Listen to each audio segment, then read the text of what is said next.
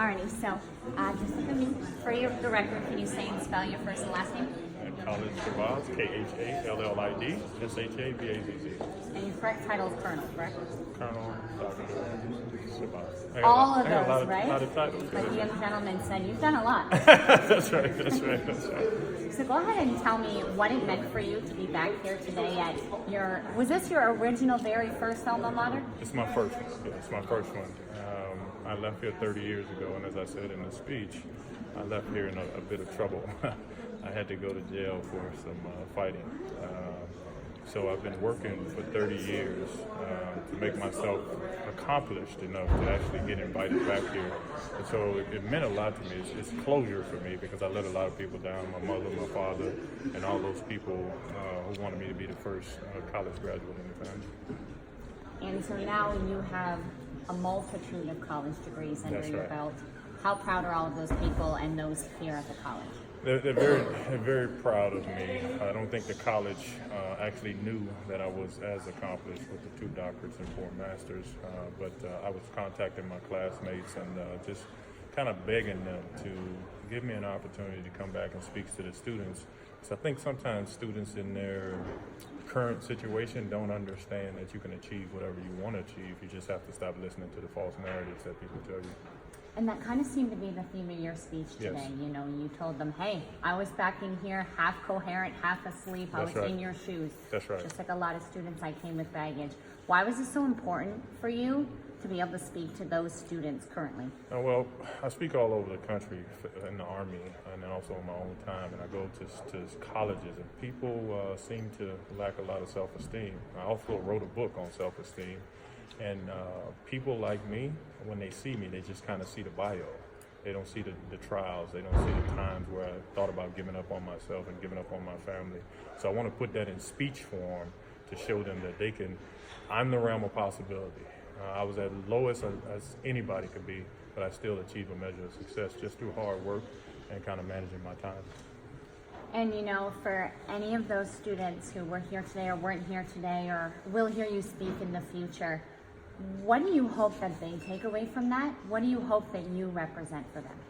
I do hope I represent the realm of possibility for them to say, they can say, this is a normal guy who had a lot of trouble in his life, had a lot of disappointment in his life, and almost gave up, but somehow he stuck it out, and he's achieved a lot. I mean, a lot, just by kind of believing in himself and having a good support system. You know, I got a wife and 3 kids and 4 grandkids, and they support me a great deal. And so that a lot that you've accomplished, just give me a quick little rundown of the ladder of those degrees and then also your ranking in the Army. Yeah, I have a doctorate in higher education administration. I have a doctorate in divinity. I also have 4 master's degrees, and they vary from higher education administration to interfaith, to comparative religion, to ethics and philosophy.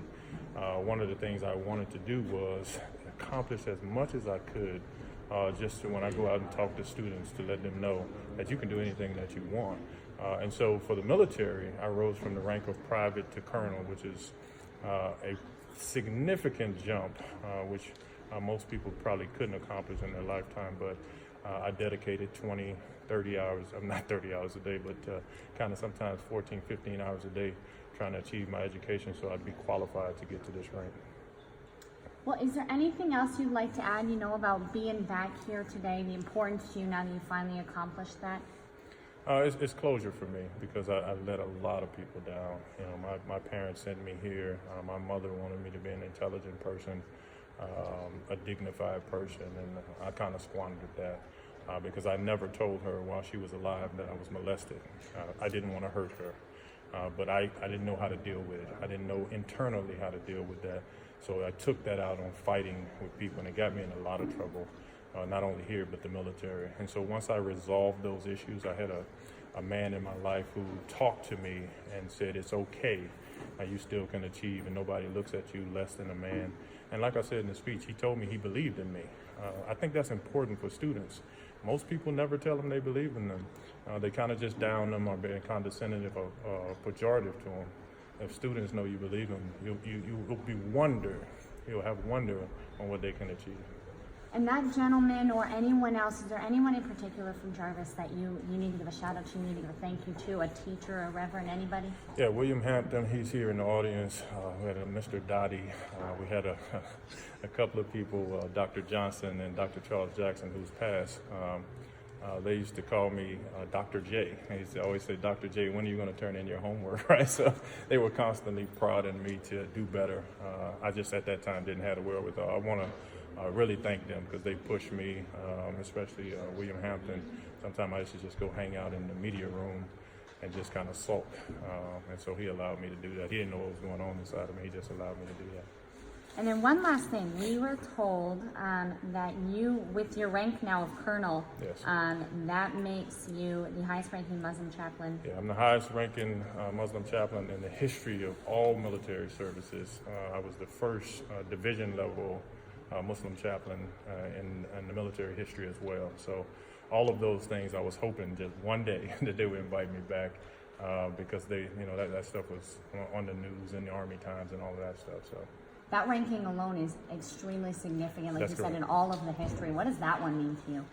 Well, believe it or not, it didn't mean as much to me as getting a doctorate degree. My mom got to see me get the doctorate degree before she passed. Nobody in my family had gotten a doctorate degree. So being the first Muslim to do something, it was not insignificant, but it wasn't as significant as me getting the education, so my mom could be proud of me. That's great. Was there anything else you want to add? Woo! That's it.